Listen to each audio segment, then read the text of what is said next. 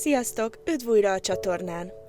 Ma, ahogy láthatjátok, vízfestékkel fogjuk ezt az arcképet elkészíteni, amit már korábban felrajzoltam. Akvarellpapírra dolgozom, ami azt jelenti, hogy egy kicsit vastagabb papírról van szó, hiszen egy vizes technikát alkalmazok rajta, viszont ez az akvarellpapírok között is egy kicsit vékonyabb papír. Fogok csinálni ebből még 2 részt, tehát összesen egy 3 részes akvarell sorozatot fogtok most látni 3 héten keresztül. Érdekes megfigyelni azt, hogy egy ilyen vastagságú papíron hogy működik a vízfesték, mivel eléggé feláztatja a papírt, ezért látjátok, hogy ilyen kis göcsörtös, hullámos lesz a papír tőle, viszont semmi gond, mert van egy nagyon klassz módszer, hogy hogyan tudjuk ezt tök jól kiegyenesíteni. Megsugom, nagyon meglepő, vasalni fogjuk.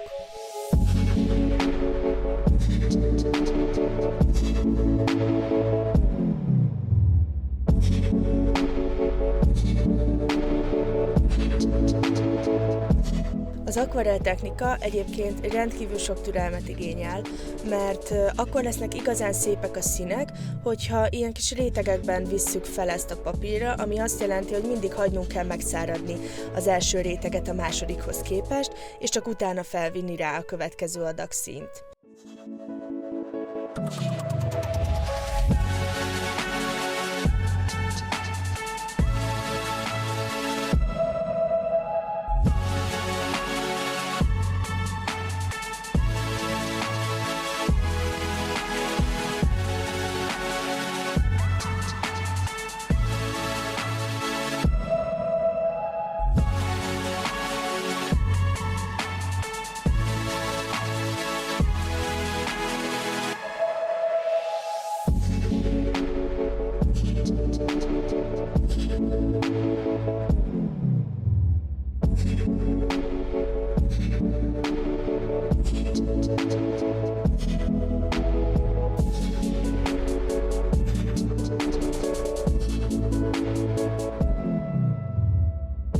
Látjátok, szegénykének elég kis megfáradt arca van attól, hogy még a világítás is úgy esik rá, hogy így kiemeli ezeket a hullámokat a papíron. Na de szép lesz ez majd a végén, ígérem.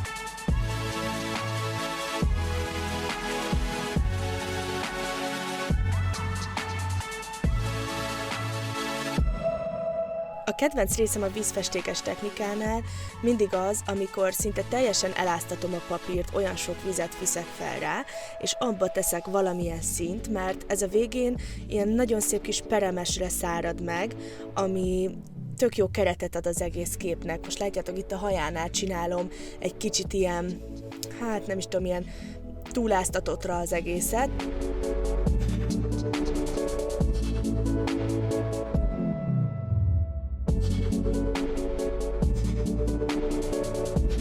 Az is megér egy misét egyébként, hogy milyen lett a vége annak a kis paletta résznek, ahol kikevertem a színeket, mert ahogy ez megszárad, konkrétan ez is mint egy külön festmény, így annyira gyönyörű szépre szárad. Mutatok nektek róla egy képet, tök jól néz ki.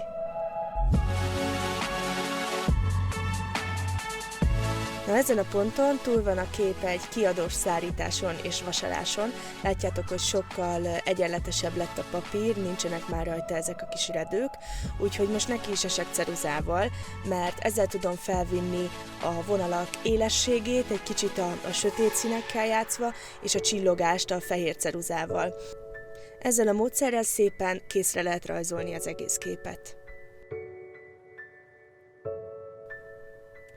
Amikor a képeteket vasaljátok, akkor tegyetek alá és fölé egy-egy zsírpapírt.